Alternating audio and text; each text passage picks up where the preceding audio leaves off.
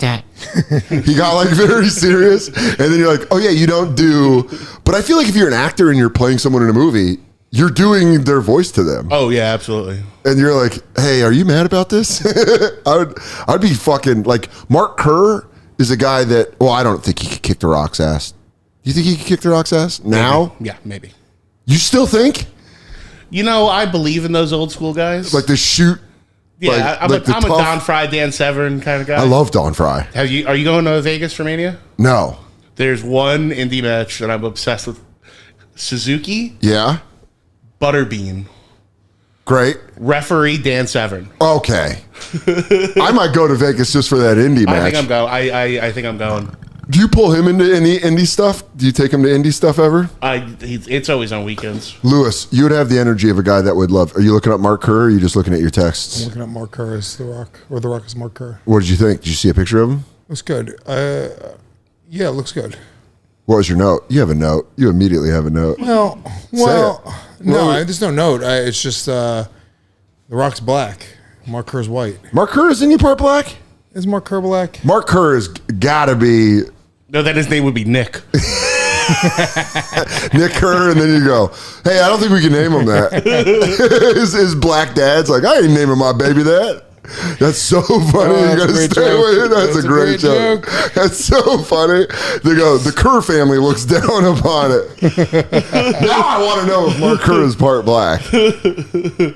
Would that ruin the movie for you if he's not? What kind of dance do you do, Mr. Abu? I'll tell you what, we're not going to name him as Jim. He's Irish and his mother's Puerto Rican. Okay. Lateral. Puerto Rican and Irish. Yeah. I feel like Puerto Rican and Hawaiian. Yeah. So. And I kind of look like The Rock. Oh my God. Oh my God. It's all coming together. But it is funny when you play a guy in a movie, I would just feel like he would come up to you and be like, I don't fucking talk like that. And then I would melt down. I wouldn't be like, that was my decision as an actor. I'd be like, are you mad at me? We could fucking scrap the whole movie. But The Rock seems like a guy who's like, I'm going to play you how I see it. Just doing the eyebrow a lot. You're like, Mark Kerr never did that. It's like eyebrow. Mark Kerr says, know your damn role. If you get in the octagon, I'm going to smack the... And you're like, you never even talk like that. Now we're going to shoot the scene where Mark Kerr beats up Superman. Yeah. Finally. Dude, I thought that was the funniest thing when The Rock was like, it came out that when he was playing Black Adam, he was like, I should fight Superman. And they were like, well, that's not Superman's enemy. Yeah. And The Rock was like, make it. And they're like, he has Shazam. And The Rock literally was like, Shazam's too gay. I want to fight Superman. No. And DC bent the knee. And they had a scene where they did a cameo with Henry Cavill shows up as Superman. That's funny. I never even saw Black Adam. Nobody did. Horrible. Yeah. Saw it on a plane. It tanked that universe. Yeah. It was so bad. It was so bad they hired James Gunn to redo the whole universe. They gave James Gunn like a Saudi prince amount of money. The DCEU or whatever. Well, I don't know, but that there's like the DCEU. Now there's DCU and then there's DCEU. I don't need to know. But James is watches. Dude, he just watches YouTube videos explaining the breakdowns between the different universes. And it's crazy that me and your son have the same YouTube habits. Because my favorite thing to watch on YouTube is reasons movies weren't made. Ooh, like Nicolas Cage's Superman. Darren Aronofsky doing Batman Year Zero. Yeah. And it's always some fucking studio guy that goes like, I don't think that would work. And then you don't get the movie that everyone wants. Yeah. But like The Rock has got so much power that he was like, I'm going to fight Superman. And the studio was like, I don't think we can do that. And then James going to have to call him in and be like, we're going in a different direction with what? Fucking everything. Yeah, you fucked everything. He's about to turn DC into like an awesome franchise. I mean, the new Superman looks awesome. Yeah, it does. Like the first preview of it, you're like, this is fucking I got good. an inside report on that one. Yeah? Gonna be good? I heard it's almost all practical. Really? I heard it's 70s style practical. I love it. Because the Penguin, which is DC, was fucking great. Yeah. And I like that. When they make it realistic. Because Marvel was fun, but Marvel's for kids. Is James into Marvel? Yeah. He's like still into Marvel? Loves it. I feel like that's when you see your son. I think his favorite is Batman, and then Spider-Man is his close second favorite. Do you think he likes Batman because your parents were killed? No. And he goes like, my dad's like Bruce Wayne if he got into podcasting. But he will tell you that he thinks that I could beat up a lot of superheroes. It's the cutest thing ever. When does that fade? He's When like does that fade? He's like, Dad, if Batman didn't have time to prepare for you, I think it'd be a real problem for him. Oh, that has to make you feel, as knowing you for as long as I do, that has to be the way to your heart. Yeah. It's just going. But also, he's smarter than me, so he knows that. And he was like, so buy me new toys. Also, I need new Nikes. Dad, I really feel like you'd fuck up Spider-Man. And you go, just go to Foot Locker today. you're just feeling good. You go, you want to go check out? Batman would fuck you up on the way to go beat up who he intended. Yeah. No, I would. You're first guy out. Most of the goons that are a part of like the Joker's crew could beat my ass. Just the average fucking Joker goon in clown makeup that like, goes, I don't know, I fucked some pussy up. and you go, you broke my fucking ribs. But you also do have the personality of the goon that talks shit to Batman when he shows up. Lewis has it, goes, look at this freak dressed like a bat, and then his arm snapped. Just immediately like, what the fuck, you broke my arm. And he's like, I don't like the way you talk. Lewis really should just have a robber mask with an L on his shirt. oh, dude, I really do have fucking Joker goon energy. You do.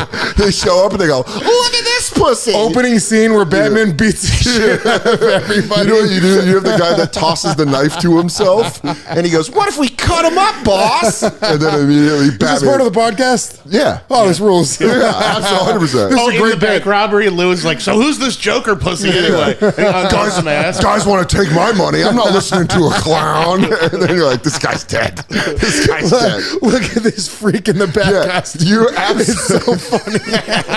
Look at this pussy wearing a Batman suit. Then immediately your arms bent. What the fuck?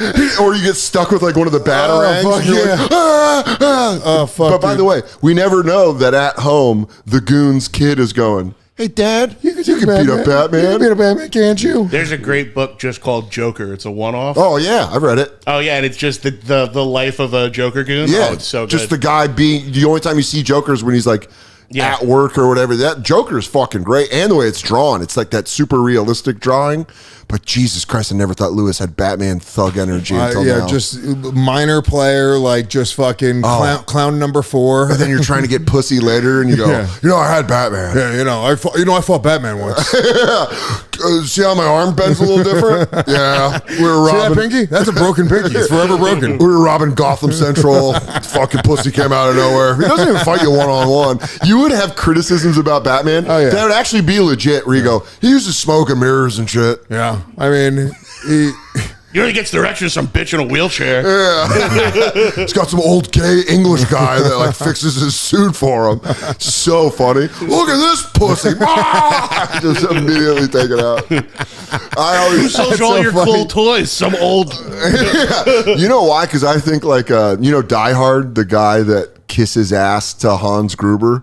You know, the guy that's like, Hansi, baby, let's make a deal. Yeah. I've got a little of that in me. Where, like, if I were in a Die Hard movie and they had us all captive, I'd be like, I could probably make a deal with this terrorist. Like, show up and be like, what are we doing, huh? Like voices? You like Rodney Dangerfield? What if Rodney Dangerfield called in the threat to the police officer? He's like, hey, I'm going to blow up this whole tower. And they're like, what? I'd be useless for a criminal organization. Yeah. Because I want to be liked too much. No, they wouldn't need the voice changer. You could call the kidnapper and said, I have your kid. And I go, that's mine? Going for my sandwich. Guys, that's my sandwich? Sorry. If you ever want to see your fucking kid again, just breaking that kidnapper voice. Shit. Oh, fuck, I stepped on something. Dude, I read a news article this morning that I was like, this is 100% Lewis if he got into karaoke. This guy in Florida was just at a karaoke bar drunk and they were arguing with him and he just pulled the fucking gun and just started shooting. He was just like, I want to finish my song, and just started blasting. And I was like, I'm not. I don't have the type of confidence when I sing karaoke. But if you did. When I sing karaoke, I'm like in my own head. I have one hand in my pocket. What's I'm your like, song? Nobody's going to like this. Oh, you just look at your feet and shuffle? Dude, my problem, so good karaoke songs, you need range for. You need to be able to sing. Like I need to fucking, like the karaoke songs that I choose, like people are like, can we get a drink now? It's like, it's terrible. It's like Friends in Low Places. Great. But not you know a good karaoke song.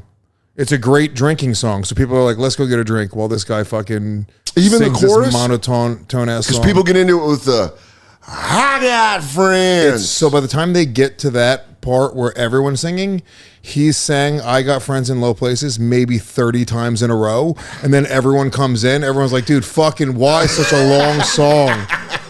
Please get off the stage. Song sucks. I feel like you have the energy to be good at karaoke. It's Sweet Transvestite. That's what it is. Sweet Transvestite, and then if I go second, it's Tenacious D. Fuck Her Gently. Nice. Yeah. Whenever I'm on the road in the South, whoever my feature is, they're like, what do you want to do? It's like karaoke. I will do Sweet Transvestite and really split the room. Yeah. Well, also, though, you have like the way you dress, the way you look. People's eyes are drawn to Zach. You would just look like you were fixing the lights and that you wanted to take a run at it. You go, you know what? I'm sick of fucking putting up these lights. Time for a little Garth Brooks action. Yeah, Zach is ready to perform. The little Garth Brooks I would do. I do Johnny Cash, Ring of Fire. I can only go deep. Yeah, but I mean, that's not a... I mean, dude, so no, the one for you is fucking Once. Oh, yeah. Crash Test Dummies. But that's a great karaoke song. But no that one brings knows people it. back to the 90s. Yeah, they all know it. Not if... I'm telling you, you get enough young people in a bar and they're like, what the fuck is this guy singing? Well, we're just not good. We're not fun, young, hot girl karaoke age. Yeah, we're not. Like, all the songs we like are like... They're not even like cool. They're songs... Whoa. We were like we're from a generation of people that are like just like... Sad? Yeah, we're like from an angsty teen generation. We're like, dude, listen to some Pearl Jams. Like, no young people want to hear Pearl Jam. They go, play fucking Sabrina Carpenter. I don't want to hear these sad old men sing now. I saw Richard Grieco do Pearl Jam. Where? Karaoke once. It was awesome. Where at?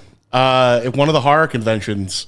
So the best part about horror conventions is the after party, because you get to find out which celebrities are alcoholics. Yeah. So funny you go, I saw the guy that played Jason in Jason 6 blackout drunk. That's what it is. No one knows me without the mask. So you go down. They should have invited me back for Jason 7. I just so good. I picked him up with one hand. Fucking Kate Hodder was fucking sucking somebody's dick. You know, Freddy Krueger was originally gay in the movie. And they go, why are you But yeah, you mad? go down like 1 a.m, go to the bar, and that's when you see you'd be like just the mom from Pet Sematary, blacked out. This sounds incredible. One year I went and they were doing karaoke, and I don't know if it was planned or it just happened, but the Crypt Keeper was hosting karaoke. How does that, the guy that Isn't does that a the puppet? voice? The voice. Oh, okay. Because he's like, hey, he has to tell everyone he's the Crypt Keeper. hey, it's me, the Crypt Keeper. And they go, okay. When he was like doing it in between. He goes, John, I told you this wasn't going to work without the puppet. His name is John. They go, John, we can't bring the puppet. K, and he did Bohemian Rhapsody as the Crypt Keeper. That kind of rules. That's fun. That rule, you'd have to shut your eyes because it would fuck me up looking at some like old guy being like. Tales from the Crypt is like it's fun because I watched it as a kid, so I took it as like actual horror. Yeah, but it was kind of funny and like kind of campy and they would do stuff that would scare us as kids. We were just like kids, but like when you look back at it now, it's like it was all just kind of silly. It wasn't like a serious show. But we were like, this is fucking terrifying. Yeah. Remember the one where the guy he was buying the young guy's body parts? Yeah, he's a guy who had that like weird old like I do remember voice. That. Well, he would purchase them each. It was like different people's body parts, though, right? No. I think of a different one. Dude, there was he had a young girlfriend who was a rich guy, like a billionaire, and then he had a young girl, and he's like an actor, like a character actor, where he was the uncle from Christmas Vacation. Oh, We had like Eddie? a weird voice. The Randy Quaid? No, his wife, the older uncle. Oh, he's like, I know what's going on. Christmas Vacation. His wife packed the cat. Yes. Yeah, that guy. The one where you're talking specifically The Christmas guy that smokes Vacation. a cigar and blows up the block. That blows up everything. Yeah. Yes. Yeah, that guy. Well, that guy with his he's voice. He's got a strange voice. So he plays a billionaire, and then there's like this he's is got a completely different episode that I young thought. hot girlfriend. Do you remember this episode? I can't. Young hot girlfriend, and then there's like a muscly dude, and she's like, I can never like be with you because he's like old. She's like, I can never be with you. You're just like too old. Yeah. So he goes and like trades faces with this young like jacked dude, and then then she's like, she comes back and she's like at the beach with him, and she sees his body. She's like, oh, but your body's so decrepit. And he's like, all right, I'll be right back. 1 second. And it's just this young dude's face with his voice now. That is funny. Then he comes back and he's got like the young dude's like upper torso, and then they're like hanging out, they're getting changed or whatever, and she's like, oh, look at your fucking legs. Jesus. And then he goes and spends like another like couple $1 million to get this guy's legs, and then the end of the episode she comes back and she's with the young guy who now has all of his body parts because he's got money and this guy's poor. That's fucking hilarious. But you know what's funny is that the country of Turkey just does all that now. Yeah, where they go like, you want to buy a new body part? Come to Turkey. Is there anything funnier than the people that do the candids at the Turkey airport? It's so just funny. White guys with bleeding do-rags. Or they'll do the whole plane and they'll just show like all the pod with the blood soaking through. They all have bleeding skulls. One guy was so insecure flying back to Miami that he took off the gauze, which they tell you when you get your hair transplant. They're like, don't fucking take that off because it sets. It's like setting your hair. Yeah. And they're like, don't take that off. And this dude was on a flight to Miami. He was so insecure. He took it off and he was just bleeding. Like when Ultimate Warrior got hit by Papa Shango. And they were like, we can't have you on this plane. And he was like, ugh, and he just landed it. They fucking did an emergency landing because the guy's head was bleeding. I would do it if I could get like a white guy's hair.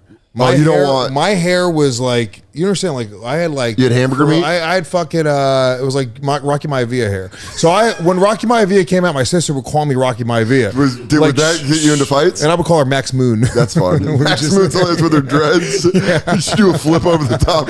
She got her she got her rockets on her arms. Should give her a shitty jetpack where she jumps up on the apron. Max Moon is such a funny name to call your sister. Max Moon is a fucking maybe the shittiest character ever. Who did he have another identity at one point? He must have been a wrestler. Like I said this on the regs and I was wrong. I thought it was also Tatanka. He wasn't also Tatanka. Max Moon, you thought was Tatanka? Yeah, he wasn't. He was another guy though. But he was another guy. But his Max Moon was such a '90s. We'll put up a picture of what Max Moon looks like on the bottom. He looks hilarious. There was that era. It was there was like a 3 or 4 year period where WWF became just for children. I mean, it's where everyone had a job. Yeah. Duke the Dumpster Drosy. Yeah. The race car driver. Repo Man. Which is so funny. My mom hated the Repo Man. That was her least favorite wrestler. My dad, I learned that like my dad was like, wait, there's a guy called the Repo Man, and then turn it off. No shit.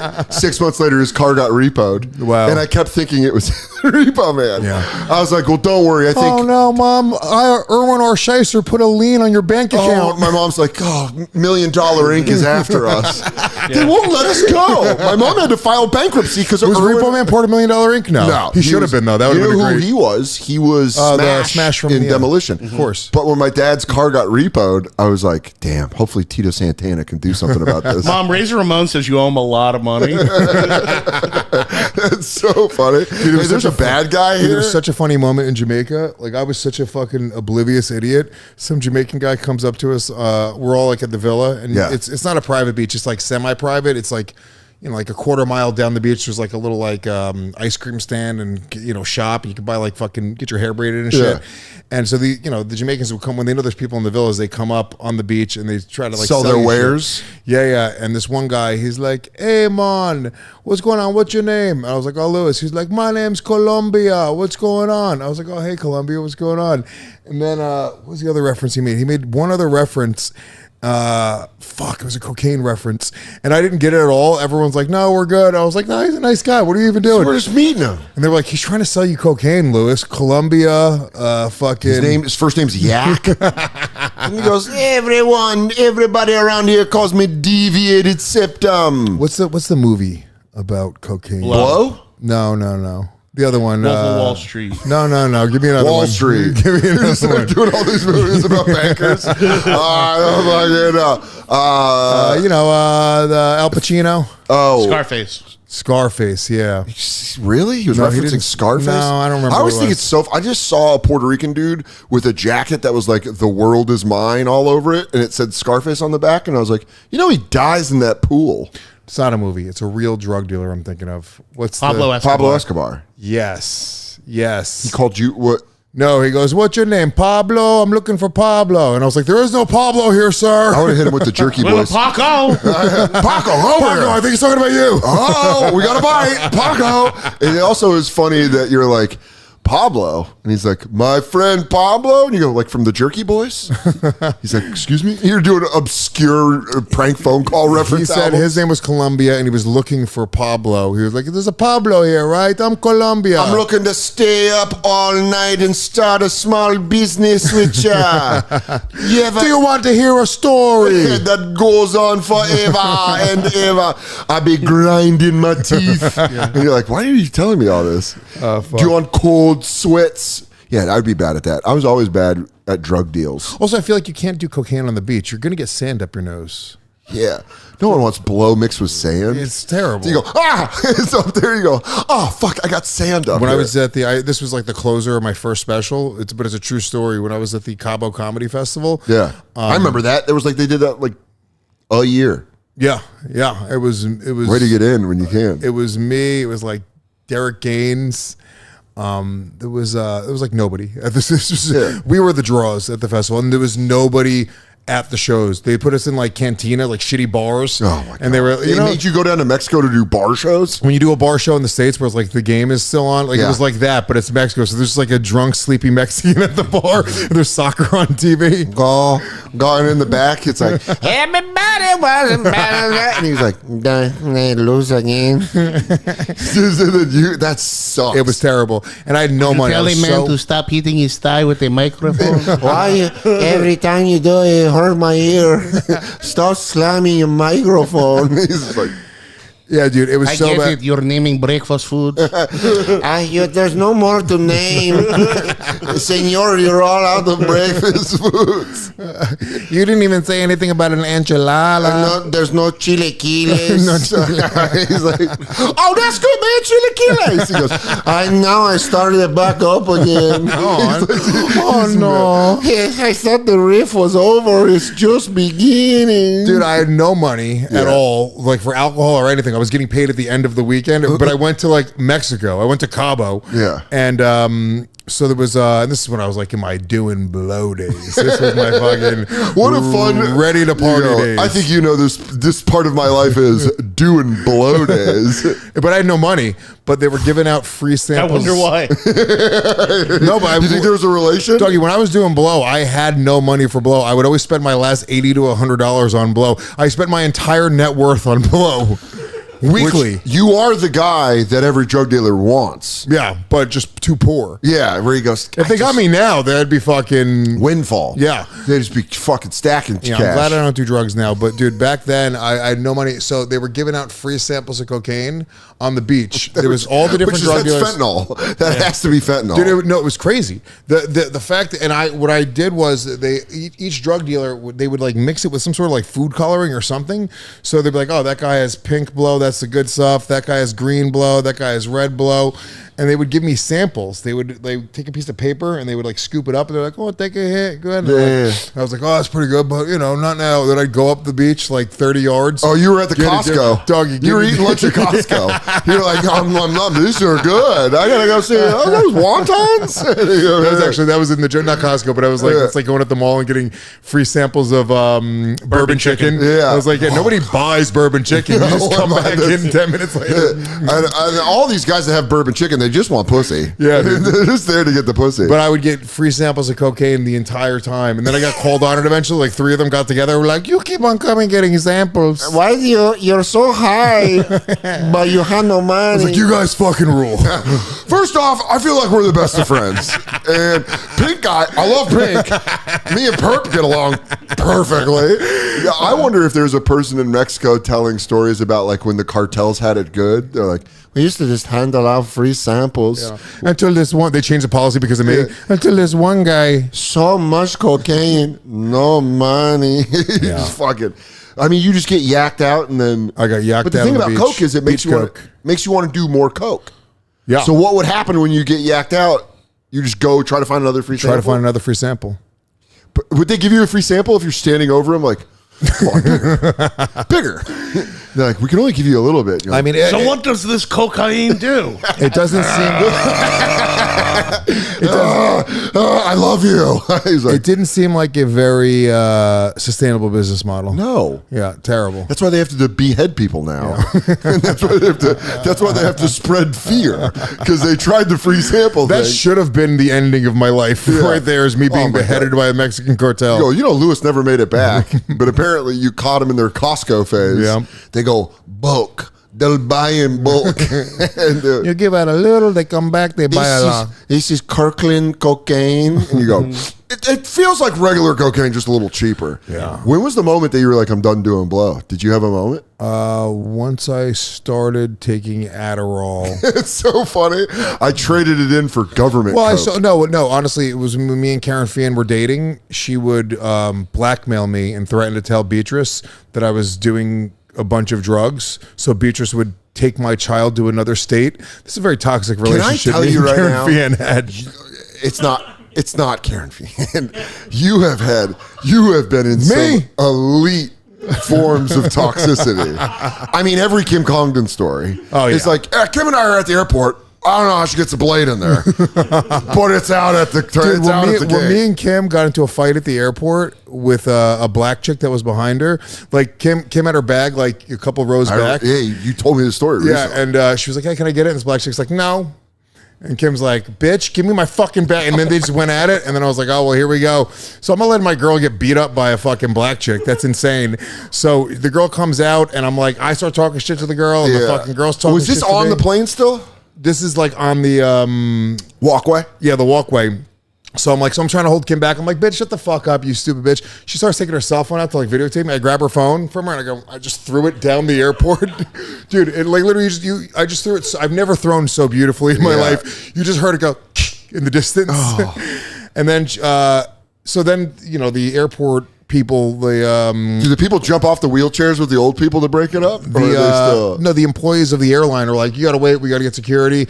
And me and Kim were just like, this isn't going to end well with us. So I was like, at this point, I'd spit in the girl's face. I threw her cell phone across the airport. So Danny sounds like a real bitch. Delta's like, he's diamond. Just let him do it. They have to stop. There you go.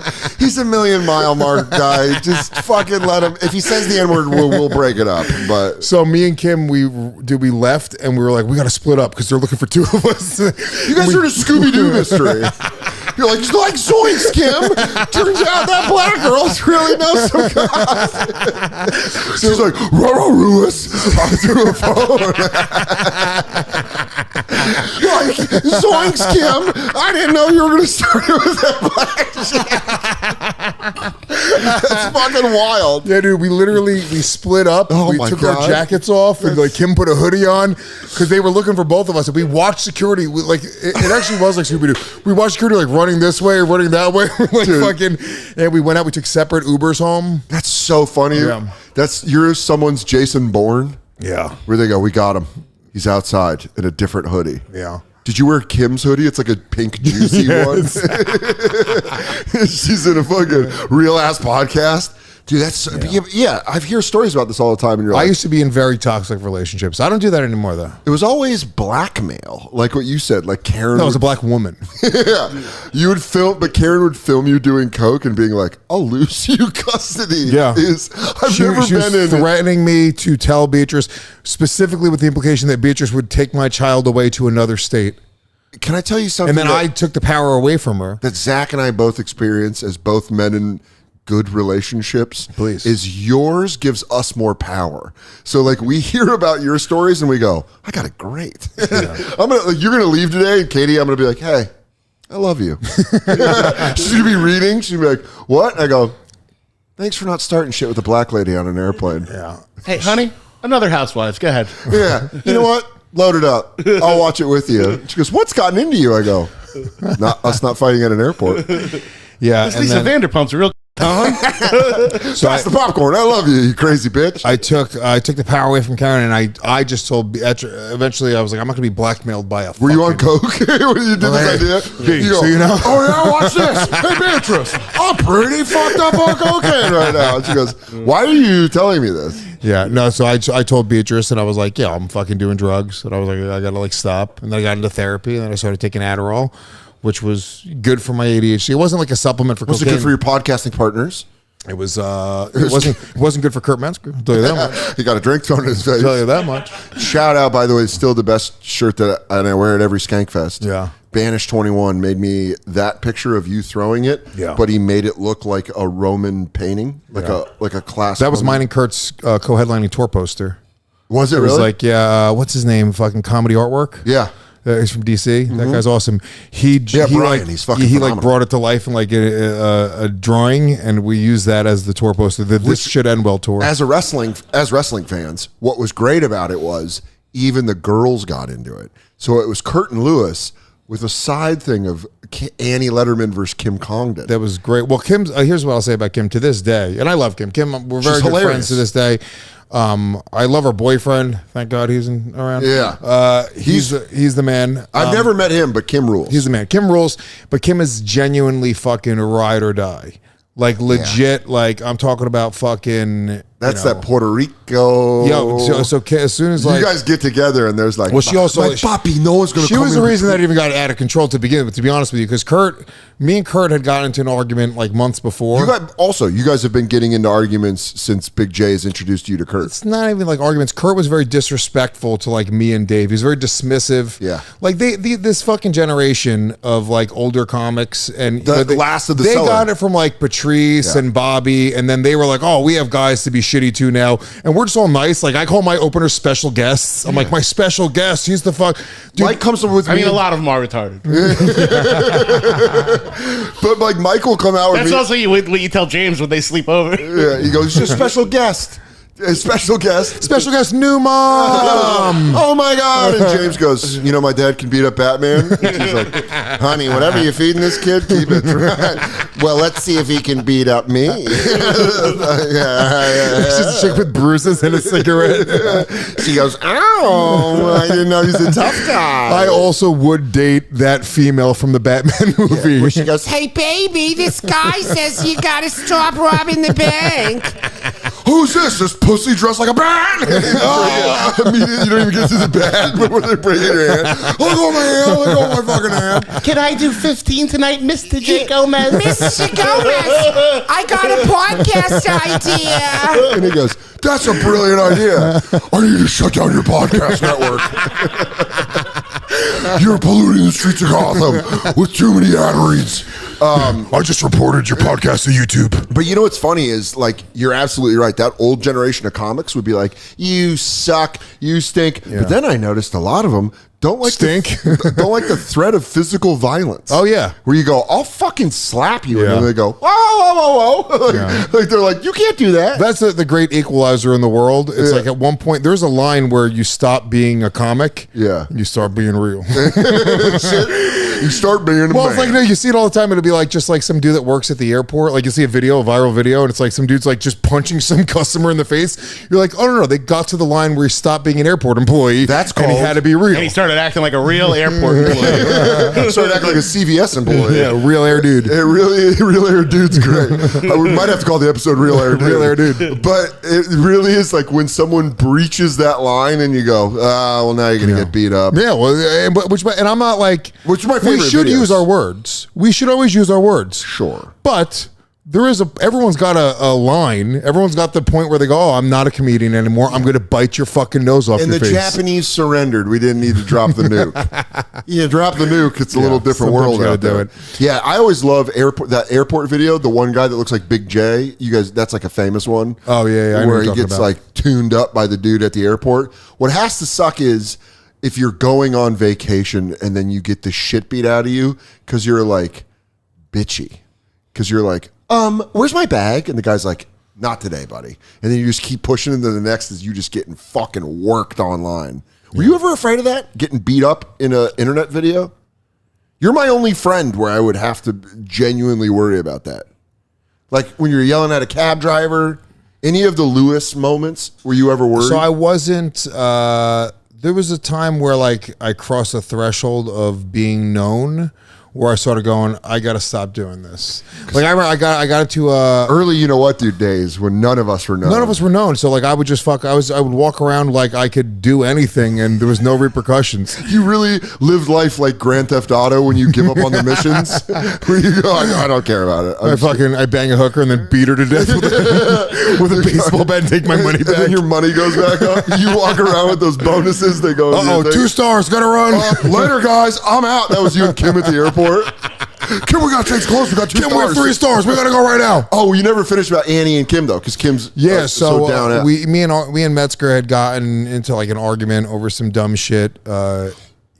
months before. It was me and we were doing a Big J show, and I was on stage, and Metzger lit me to like get me off stage because he decided it was his time. I remember that. Yeah. So, which is like people that aren't in comedy don't understand how disrespectful it is. Well, I'll tell you what's the real. Like he like flashed a light, like he stood up in the middle of the room with like all Legion of Skanks fans, and he goes like this with his cell phone. And go like wrap it up. Yeah, like wrap it up. Like he's got to go. And then he didn't have to go. So I got off stage. I was like, oh, I guess he's got to run to another spot. So I was like, oh, ladies and gentlemen, Kurt Metzger. I was hosting the show. And then I go back up and then I come back off and he's just sitting there. He's like, oh, you want to smoke a joint? And I'm like, why would you light me?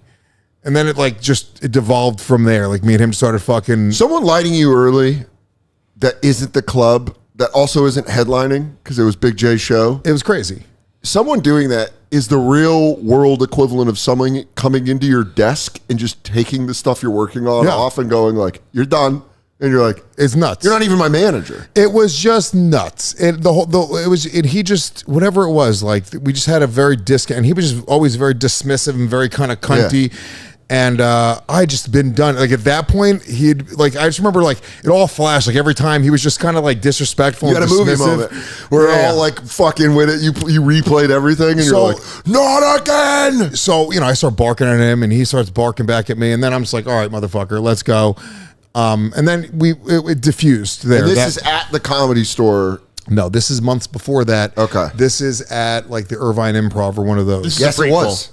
It was what? This is the prequel. Yeah, this is when you see this, you go, this is why. Oh, that all makes sense. And we didn't speak after that. Months go by. Well, I remember Big J telling me about the Irvine Improv because Jay got off stage and the staff was like, we had to break up Lewis and Kurt. They were fighting. Yeah. And Jay was like, he had like post show. I love Kurt, but they didn't have to break us up. Yeah. Kurt wasn't ready for the seat. Woo! That night or at the Comedy Store. Kurt ain't Batman. Kurt ain't Batman. I hate to tell you this. Kurt wasn't trained by the League of Shadows. But I am a Joker goon.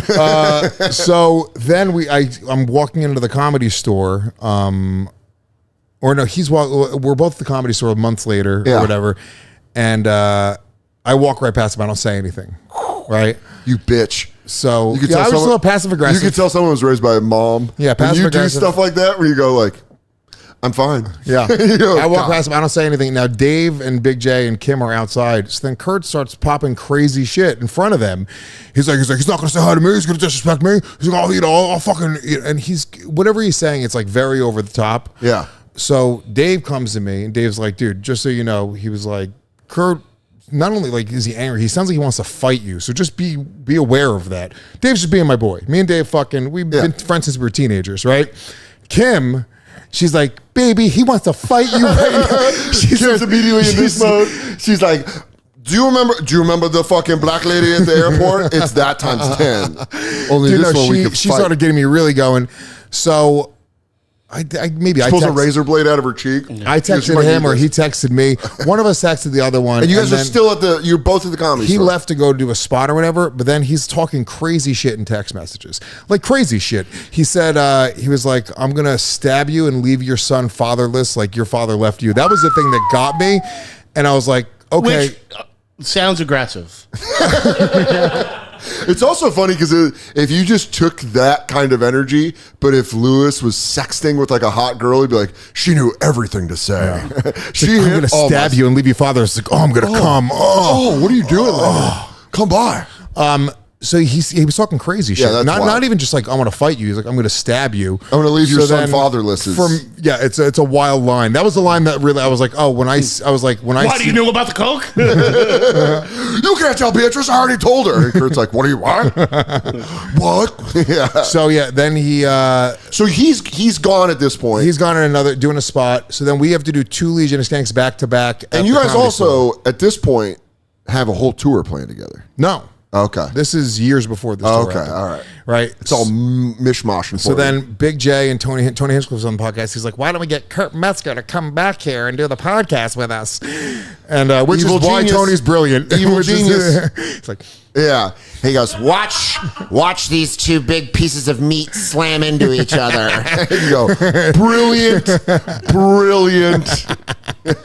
So then I'm like, I mean, at this point, like, it's just kind of like I'm already uncomfortable and angry. I'm also pretty like early in my podcast, not early in my podcast career, but early enough that I'm not like, I'm just not composed enough to like try to make it funny. I'm fucking pissed. I will tell you right now that I want to say you, after James hit the age of around 8 or 9, you mellowed out significantly. Yeah. Because I think I what also it have was shit to lose now. Well, I also think it was James started seeing you as a person, not just like, he wasn't just like a baby. And Well, it was once, like, once you have Dad. memories, he's 4 or 5 years old. You want to fucking, you're Yeah. trying to be a role model. You But know? also, it's like James is so smart that there's moments where, like at the Knicks game, Jay told me that James was like, "Dad, stop yelling at security." Like now, you can hear his voice, and he'll be like, "All right, I won't freak." Well, out. they tried to separate me from my child. That's always some stuff. Because it's always. I like that the thing that always triggers you is like, "Never take me from my boy." When Kurt's like, "I'll leave him fatherless," and you're like, "Well, now it's a blood vendetta." So, so then Messer came on the podcast, and he was just fucking he called me an idiot or disrespectful. There's the clip right there. Yeah. Sit down. Well, why don't you make a move and see what I'll do? And you could tell, by the way, Kurt is in full. He's got the vape. We'll put it under here. We'll show the clip. Well, he's like got the vape, and he's doing the like. Lewis is retarded. So I'm going. Yeah, he's once again just being dismissive, being fucking. Because Kurt is very, very smart.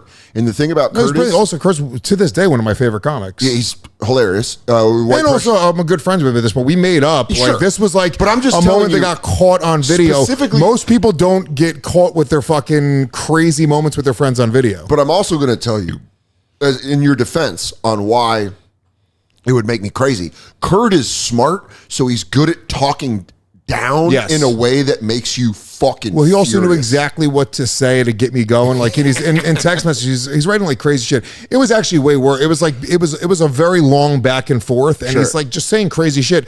So I'm worked up to the point where I'm like, oh, I'm just gonna fuck you up when I see you. Yeah. This isn't like on site. Like well, I'm now the airport employee that's becoming the CVS employee. I was like, I'm not trying to be funny at all. You go, you're preaching, bro. Like this isn't even a pod. I was like, when he comes here, I was like, I know it's not going to go well. I said it was a bad idea, and he starts fucking cutting and being fucking shitty.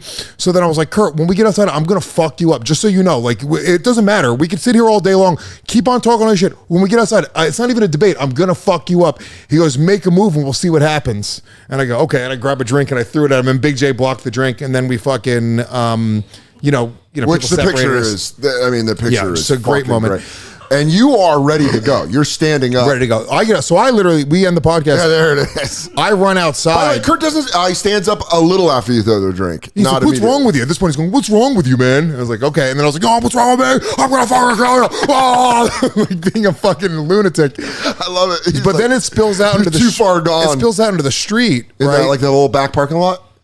Like towards the front. Okay. And I don't want to shit on Kurt. I love Kurt. But Kurt now is surrounded by security. And now he's talking shit behind security guards. I was like, move them out of the way. I was like, you're talking shit. Do something about it. So then Kim is just like, she's in my back and she starts talking shit to Annie Letterman, who's dating Kurt. Yeah, just Kurt because she's just like, this is what we're doing. Yeah. We're fucking this couple up. By the way, at this point, it is a couple activity. It is a couple activity. You know, we were bonding. Yeah. So then Kim grabbed Annie's glasses off her head and threw them in the street. She's like, let's fucking go, bitch. I'm like, I want to kill you, Kurt. God, I love you, Kim. Kurt, I hate you. Kim, I love you. I hate you, Kurt. Someone kiss me. I'm about to explode. Thank God you guys didn't fight or Kim would have gotten pregnant. Yeah, for real. Dude. Oh, that night they would have been like, "I need you. I need you." Would have had another son. I would have turned into Antonio Banderas. Yeah, he's like, Kelia, I fucking. Oh, he's like, oh, mommy. Oh, mommy. You see, remember when you threw the glasses? It's dangerous for Puerto Rican couples to fight. That's how babies are made. Yeah, it's but then he got into a taxi and he left. Did you ever have that moment with Kim where you're like, thanks for that back there? of course, Kim's ride or die. Yeah. She's fucking. If Kim's on your side, she's on your side. If she's against you, you're in trouble. What a good preview for a person. You go, she's on your side. You got the world. Dude, we would get into arguments, dude, and she would fucking throw stuff out the window. I remember one time I was running from her. And I was too fat to outrun her. So I was hiding between cars in Harlem. And she's like, run, fat, I'm coming. Wait, but hold on. I believe the quote was, If anyone sees a bald, fat N-word, I'm looking for him. She's screaming it. She's like Debo. She's just like riding her bike down the street looking for Lewis. You go, Kim coming, Kim coming. Look, just hiding behind cars while she's screaming, "Run, fat!" That's so fuck. How do you guys make up after that? We had a long, contentious fucking relationship, but like, how do you, in a moment like that, how do you come back to being like, this got a little crazy back there? We just did. Once we broke up and like moved beyond that, like talk, because it was really toxic and shitty. You know what I'm saying? And it was very. A lot of it was my fault. I'm not. You know, it's not. I drive women. She's probably going to isolate that clip and just have it. Doggy, I drive women nuts. Yeah, dude. The most sane woman has like that. Every woman up until the past like 3 or 4 years, every woman I've ever dated has punched me in the face. Jesus Christ! But I goad them into it. Because I want the psychological advantage of being like, you hit me. Oh my God. Yeah, it's fucked up. But also, the lovemaking has to be beautiful. Yeah. We're very passionate.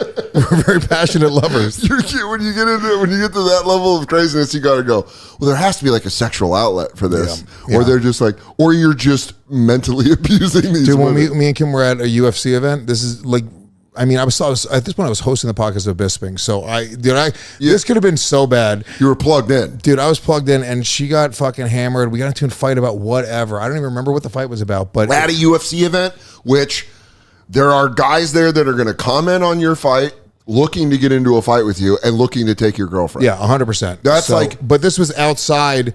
We're like having a crazy argument. I remember there was all this traffic leaving the Barclays Center. Yeah, crazy amount of traffic. And it was just like dead stop traffic. And you told me this story. Me and Kim were fucking going at each other. And then didn't the cops get involved? Yeah, I'll tell you. So, but Ralph was in a car with like a Russian model like that he was dating. Like, I want to go to the restaurant right now. And they were sitting there, and the Russian model. Hold on, I gotta see. Is that Lewis? No, the girl goes, "Look at these crazy people. They're fighting." And Ralph goes, "That's my business partner." That's the GN Gas Digital. But I remember once again I started running from Kim. You ran a lot. I ran a lot. She's Freddy Krueger. You ran a lot from her. She's just putting her nails. Put her nails on either side of the wall. Yeah, she's like, everywhere you run, I'm looking for a fat, bald N-word. It's just Freddy Krueger's voice. Can't escape your dreams. Can you get my luggage for me, you black bitch? It's like, his nails going down. Holy shit. So I ran. Uno, dos, better vamos. Freddy Krueger. And then you guys having makeup sex with Freddy Krueger. He goes, sorry, Lewis, you just drive me crazy. You drive me so crazy. So I ran from her, and then I found cops. And I was like, you gotta help me. There's a beautiful Puerto Rican woman who's just coming to kill me. And they're like, all right, buddy, chill the fuck out. They're like, we had a 371 in progress. They go, we got a fiery Boricua coming down. So I was like, oh, she's trying to kill me. Please help me. I go to these cops. Just the cop going, hold on, I gotta hear this. Guys, get over here. Then all the cops started laughing in my face. Yeah. And then I was like, no, you gotta stop her. And they were like, yeah, they were like laughing. And then I was like, oh, I ran away. And she just chased me away from them. Then she comes up out of breath. Did you guys see a giant pussy that I'm looking for? And they're like, young love. It must be spring. These lovers are out here. Yeah, dude, fuck. But you're right. I mean, what a bad idea to tell cops you have a domestic abuse problem. Yeah, but it's better that it was him and not her. Oh, no, that would have been she was like, help, help, then it'd be like, oh, you were going to beat the shit out of me. Well, this is why I know she's not truly evil, because she literally could have just went up to them and been like, he hit me, and then I'd be fucking done. Yeah, then you're done. So good job. Good job being acceptably crazy. Yeah, no, look, it was both of us being crazy. But anyway, the last time I did Adderall was the night of the me and Kurt thing. And then you were like, because I was like, I can't be on Adderall. I'm like, because I started off on a regular dose that you need for ADD. Sure. And then soon enough, you're like, I can just lie and say it's not working anymore. So then you're taking 60 milligrams of Adderall every day, just fucking losing your mind. Dude, one time I took like a 40 milligram dose when I was still drinking at a wedding because I'd been drinking all week. And I was like, I need something to end it. shot me till like 2 days later. Yeah. You wake up with the groom 3 days later. Zach, what did we do? And he goes, everything. And I go, I knew it. I knew we were headed there. Yeah, dude. Adderall for me is like, I'm annoying regularly. So on an upper, It was bad. I feel like you don't do uppers. Do you do? Oh, you do coke. What am I talking Every about? once in a while, it happens. You used to when you partied. Yeah, I've calmed down a lot. Yeah. I mean, Zach and your fucking bachelor party. Yeah. I talked to you guys and you were like, oh boy. You told me how it went down and I was like, I'm glad I'm sober. Because that shit sounded fucking nuts. Hold on, I'm trying to time out who I was with during Zach's bachelor party. Yep. Which one? Who was I Can't get in with? trouble. What are you talking about? That bachelor party was nothing happened. No one remembers it. And none of your exes are That was the watching. night that Shane got SNL. Yep. Oh, yeah, in 2019. And then on the night why? of Zach's wedding, I got so He got hammered.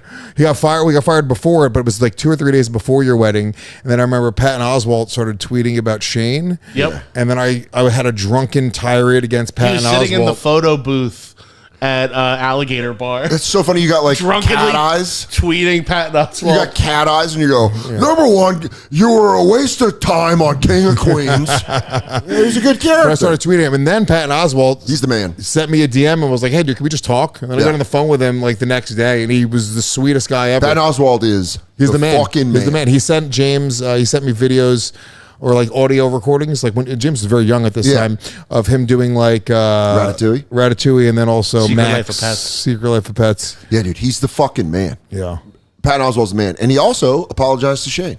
yeah. He was like one of the few celebrities that bashed him at first and then immediately publicly was like, I was wrong. Patton's a man. Patton Yeah. is the fucking I man. only remember the dates of it were perfect because at my wedding, my one friend brought me a newspaper that said Shane Gill is fired from SNL for comments made on Luis Gomez and Zac Amico's Real Ass Podcast. Oh, yeah. And he circled it. And he goes, "Look, it's your wedding day. Isn't that perfect?" It's fun. Well, he got canceled for ones that he made on his own, but then they started digging up the other ones, and they Yeah. were all real ass podcast clips. Yeah, it wasn't good. even the Big Show. Yeah. I got wings with him that night. We got SNL because we were both in Queens. Yeah. And he was like, should I go to Zac Amico's bachelor party? And I was like, I wouldn't. You're going to get fucked up. And he was like, yeah, I think he went though, right? He went, I think. Yeah. Yeah, he went and had Oh, some yeah. beers. Yeah. Because he was like, I'm going to go have beers. Beers. He goes, Yes. beers. We all had beers. But he told me, he was like, This was also during the era that we had an employee that was buying Off the dark web. designer ecstasy Yep, off the dark Dark Web web. Nate. Dark Web Nate from Australia. And he one time at Skanks was just like, I said something about like pure MDMA or whatever, and then whatever, and he goes, it's not that hard to get. Like, he said it to me in a way where I was like, I don't want to buy drugs off no, you. yeah, he would bring great, but it was like not even just ecstasy. It was like there was different Children. letters and fucking.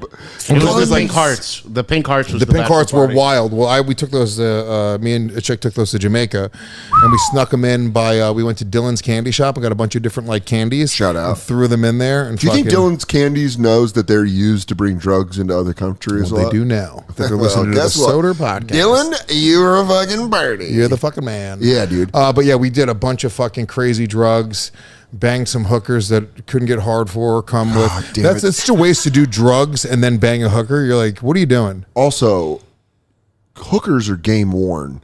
So my question is, do they probably prefer if you can't get your dick hard? No, I think they want to get it done. I remember one time I was on blow and I ordered a hooker to my apartment, and I was just like trying and I just couldn't do it. And this Asian bitch, I was like, I'll go to the bathroom, I'll be right back. And then I came back and she was running down my hallway to leave. And I was like, all right, what are you doing? Sorry, no dear. You can't get hard, no dear. It was brutal. I would be so apologetic. You'd be apologetic if you couldn't get hard for a hooker? Yeah, I'd be like, I'm sorry. You're a pro. What am You're I doing beautiful. here? You're so beautiful. Can we kiss? Can we just kiss? I'm glad you can't get hard. Yeah. I feel like drugs always make it hard for you, or it's difficult to get hard on drugs. But that's always what leads to buying a hooker. Yeah. Is being I like, think with Coke, it's more, I'm on Coke so I can drink more. yes. And then I do more Coke and then I drink more. And then that's when the hooker decision comes in, and you're way past that point. Dude, I was into hookers also at a time when I didn't have money for hookers. Oof. So I would spend Not a good time to be into hookers. 100% of my net worth on a hooker sometimes. She goes, was it good, baby? You go, well, it's got to be because I can't pay rent next month. This is at a time where you would go to the Village Voice, and you'd go to the back of the Village Voice, and you'd like, it was before there was like, I mean, there was internet, but like you couldn't. It was literally your nut for the month. Yeah, dude. Well, that's my nut for the month. But I remember I would walk around looking for like the little red Village Voice kiosks, and I'd walk, I mean, blocks and blocks and blocks. I was like, where's this goddamn Village Voice? That's your story to James of walking to school uphill. You go, I had to go find a newspaper to get hookers. Now you can just dial them up right on your phone. It's pretty wild. Yeah. I mean, it's, I wonder if hookers miss the old newspaper days where they're like getting a phone call and being like, how you doing, baby? Well, they had to pay for it. They had to pay for an ad. They had to call the fucking Village Voice and be like, I'd like to take out an ad. Okay, now you get 13 words. They had to write ad copy. Suck, fuck. How many letters am I at? Suck, fuck, come on, me. They go, you got like 15 more letters. And she's like, will swallow. Yeah, dude. That's wild. And now hookers are just like, I would be so mad if I were like an old school 90s hooker. And then you just see now with OnlyFans, they're like, I could have just stayed in my apartment and played with my pussy and made way more money. Yeah, maybe. I mean, I think most OnlyFans creators don't make a lot of money. I think a lot of these gals, like, I think most. Really? And here's the thing. It's like doing open mics. It's like as a podcasting. Comic. You don't know it's going to be good or bad until you're in it for a few years. And you're like, I've just given away everything for $100 a month. I think we only see. What a shitty thing to realize when you're doing We only see the top 10%. True. Yeah, We're not seeing the chick that's clearing $75 a month. 150 a monthly average. So, I mean, these girls are $150, but they all got to go for it. They still got to be like, all right, well, time to open my Some girls pussy. make a lot. Yeah, that's like So that's bumping the average up. that's got to be. You think comics are jealous? OnlyFans models, when a girl just starts and she's making like $20,000 a month, you're like, she doesn't even do penetration. Well, so when I dated the webcam girl, it would be like waves. Like a new girl would come in, steal all the dudes for the month, and they would all hate her. And then they would go back to regular, and then another new girl would come. And What got them to come back? They just miss. They would be like the regulars, but then you would lose it. Anytime a new chick that kind of looked like that came out, it would fuck your month up real bad. Well, OnlyFans is brilliant because they have your credit card, and you can just, you're horny, your dick's in your hand, like, I just click a button. By the way, and then I'm here. And now I have another girl that I'm fucking. PlayStation does that because when you set up your PlayStation account and they go like, it's $20, you can buy. They all do it. It's every business model for everything now. Just like, and they make it easier and easier, less clicks, and you're 1 click away. You can just look at your phone and be like, oh, there. You go, I can see this girl's pussy just for 1 click. Yeah, dude. On fucking Tubi, there'll be a commercial, and I'll go, would you like to buy this on Amazon? Click. Amazon does that on their shows where they go, oh, you like this product? Just click right here and we'll fucking sell it to you. God, we got to start doing that in our stand-up acts. Hell yeah. Right, go, you know that? Click right here. Click, scan this QR code. I need to get on the next season of Beast Games. Dude, okay, the regs. This is all the regs, I wanted. The regs episode where you talk about this will be out. Dude, all I want to do is get on the next season of Beast Games. I would fucking love. I'll kill it. I know you will. I would fucking I would genuinely, hold games. on, because it is some physical things, right? It's some physical, some mental. They choose different. So, like, it who depends on do what we the go challenge is. to? Shane and Nate are our most famous friends, but who do we go to that could to plug get me on you Beast in? Games? Nate could probably plug me into Beast Games. Shane, maybe Shane's probably the better one. Nate's more famous technically, but Nate's like more famous with like adults, families, and adults. Shane's more likely to have beers with Mr. Beast. Yes. Yeah, but Mr. Beast doesn't drink. That's a big part. Because any celebrity that drinks, you can use Shane to get to them. I'll just take his name. It's like, I'm Mr. Beast now. And he goes, no, you're not. Compete in my game. Compete in the Beast Games. Dude, I could win Beast Games. I think you would win Traders, too. Yes, he would. Traders, you would absolutely win. Traders is just mafia in a house. You would. I want you on Beast Games. I want to be on Beast Games. I know we're like talking around. We do this. I genuinely. Here's the thing. Would I likely beat out 1,000 people? Probably not. No, but I think it'd just be so fun to be on Beast Games. You would be. My son would love me to be on Beast Games. Oh my God. You would be a featured character. Yes. Oh, for sure. A person like you is wasted not being on a show like this. Also, I would just take whatever deal and backstab everybody so quickly. The second they're like $250,000 to kick all the people off your team, it was like, yep, bye. $250,000. Yep. Guess what? Later. Baby James just got new Air Force Ones. There's one game where they put $1 million in a cube. It's like the top 10 people, they're left. It's like episode 6 or whatever. Yeah. Top 10 people are left. There's $1 million in a cube. And these people have all become like friends now. They're all like, we're bonded. We did this together. We all got here. Made the best person win. So they go, all right, you get to, somehow they draw numbers where like they all vote on the next person, right? Sure. So the one girl is the most popular, who's like just honest. They're like, you're number one. They're like, the best number is the best position to be in. So they go, all right, everyone has to go into their own house. You can come out, you can take out as much of the money as you want and leave the rest for the other players. And the first girl's like, I'm going to take $100,000. Everyone gets $100,000. At the very least, we all make that for being here. Great. Number 2 guy goes, I'm going to take $227,000. That's so... Number 3 guy takes $650,000. The number 4 girl comes out. There's $27,000 left, and she's like, she starts breaking down, crying, being like, "Why would they do this?" And then she takes like $5,000. Then everyone else is like, "It is fucking brutal." But I would have taken ruthless. I would have taken all of it. I would have left $1 to be funny. Yeah. Like split $1. You ready, number 2? And they go, is that just $1? Where's Lewis? You're rolling in your money in your house. Well, they also give you all the money in singles, which is hilarious. That's so stripper. They make you feel like you feel like a stripper because they want these big, massive bags of money. So everything is all in singles. Oh, dude, get Lewis on Beast Games. We can do it. We can do this. Someone that watches this is going to come up on. Well, so they like there was people who was like, "Oh, I'm here with my wife," or 2 brothers were there. It's like I feel like it's not that they're desperate for people. The first season would have been the season to fucking get on. No, the first season 2, because now what happens? More money, and they're better at producing it. They've been through it, and they need characters. They do need characters. If it was you two from the Zac and Lewis podcast, or Lewis and Zac podcast, I don't know. I was wanting to call it Real Ass Podcast, but if you guys were a team, we didn't say anything. We're just watching Dan because he's such a nice guy. Just start to implode over the name. Lewis, I go, is it Lewis first or Zac? You watch that happen in my life. I go, is it Zac first or Lewis first? Go back to Real Ass Podcast. But if you had like, do they go by weight, talent, or which one's named Lewis? Hair.